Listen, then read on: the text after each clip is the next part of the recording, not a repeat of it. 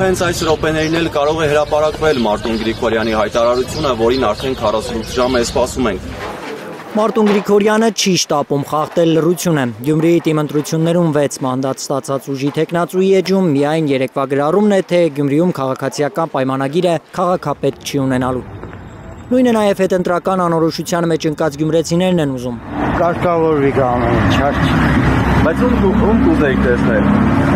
պաշտոնի քաղաքապետի։ Պաշտոնի առանց ԿՊ-ի։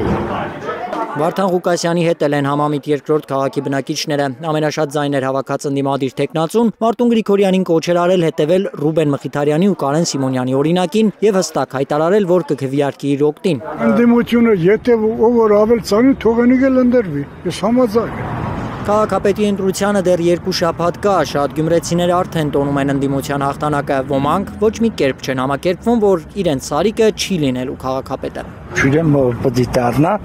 բայց թե Սարիկը կրել է։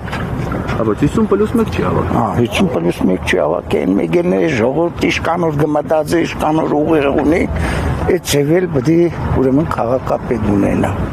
Գյումրեցիներից ոմանք կասկածում են ընդդիմության հաղթանակին, Մարտուն Գրիգորյանի ու Վարդան Ղուկասյանի համագործակցությունը նրանք հնարավոր չեն համարում։ Համաձայնության չեն կա հեչ մեկը։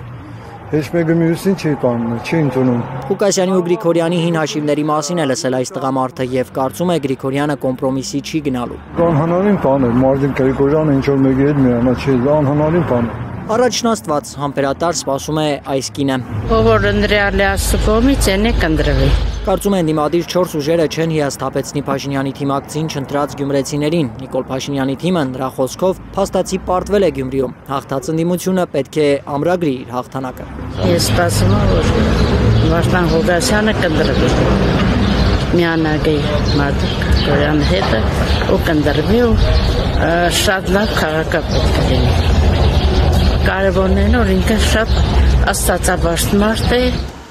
Ալբերտ Սերոբյան, Էդգար Ղուշչյան, Աշոտ Մնոյան, Հայլուր։